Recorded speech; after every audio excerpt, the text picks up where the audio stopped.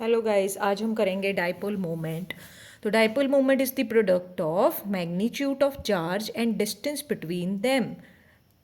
यानी कि दो चार्जेस की कितनी वैल्यू है वो हमारे पास होगी क्यू की वैल्यू, और उन दोनों में डिस्टेंस जो है, या डिस्टेंस को हम बॉन्ड लेंथ भी बोल देते हैं, और डाइपोल मोमेंट को म्यू से डिनोट करेंगे। तो म्यू क्या आ गया बेटा, क्यू इंटू डी।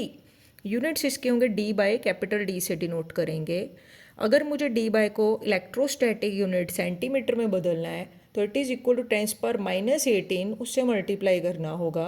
और अगर मुझे डाइपोल मोमेंट के यूनिट कूलम मीटर रखने हैं तो मुझे 3.335 10⁻30 से मल्टीप्लाई करना होगा। इसी तरह क्यू के units, if I am taking dipole moment in coulomb metre, तो क्यू के बेटा हम वैल्यू लेंगे चार्ज की 1.6 इंटू 10⁻19 कूलम, और अगर इलेक्ट्रोस्टैटिक यूनिट यूज़ करेंगे तो 4.8 10⁻10। अब बात करेंगे कुछ मॉलिक्यूल्स की, जैसे कि डाइएटॉमिक, दो एटम वाले, जैसे कि HCl। तो डाइपोल मोमेंट एक वेक्टर क्वांटिटी भी है जिसका मैग्नीट्यूड और डायरेक्शन दोनों हैं।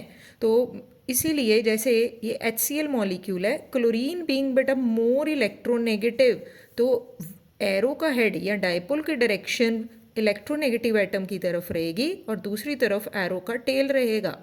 इसका मतलब इसमें डाइपोल कैंसिल नहीं हो रहे और उसकी कुछ ना कुछ वैल्यू होगी। और जब भी dipole moment not equal to zero है वो पोलर मॉलिक्यूल होंगे। और ऐसे ही हमारे पास यहाँ पे फ्लोरीन ज़्यादा इलेक्ट्रोनेगेटिव है तो इसमें डाइपोल मोमेंट की वैल्यू दे रखी है, ये भी एक पोलर मॉलिक्यूल है। तो ज़्यादातर क्वेश्चन पोलर और नॉन पोलर के बेसिस पे होंगे। ट्राई एटॉमिक, 3 एटम वाला CO2 कंसिडर करेंगे।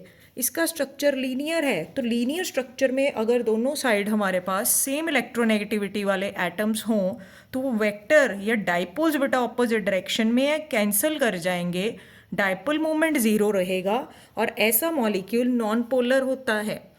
लेकिन इसके बॉन्ड्स की अगर बात करें CO2 की, C डबल बॉन्ड O, वहाँ पे हमारे पास डाइपोल मोमेंट कैंसिल नहीं होगा, वो बॉन्ड्स पोलर होंगे। तो याद रखिए CO2 के बॉन्ड्स पोलर हैं जबकि मॉलिक्यूल नॉन पोलर है। तो इसमें हमें ज्योमेट्रीज पता होनी चाहिए, जैसे कि ये वाटर का मॉलिक्यूल है लेकिन ऑक्सीजन H से ज़्यादा इलेक्ट्रोनेगेटिव है तो डाइपोल की डायरेक्शन अपवर्ड रहेगी और dipole moment not equal to zero, तो ये भी एक पोलर मॉलिक्यूल रहेगा। इसी तरह एक अगर और लीनियर हमने मॉलिक्यूल्स लिए हैं, अगर तो सेम इलेक्ट्रोनेगेटिविटी वाले एटम्स ऑपोजिट डायरेक्शन में हैं तो बेटा वहाँ पे डाइपोल मोमेंट कैंसिल हो जाएगी। ठीक है जी, वेक्टर हमारे पास कैंसिल हो जाएंगे तो mu zero, that will be non polar. लेकिन अगर एक एटम डिफरेंट है दूसरे से तो इनकी इलेक्ट्रोनेगेटिविटी की वैल्यू डिफरेंट है, वहाँ पे डाइपोल मोमेंट कैंसिल नहीं होगी, तो that will be A polar molecule.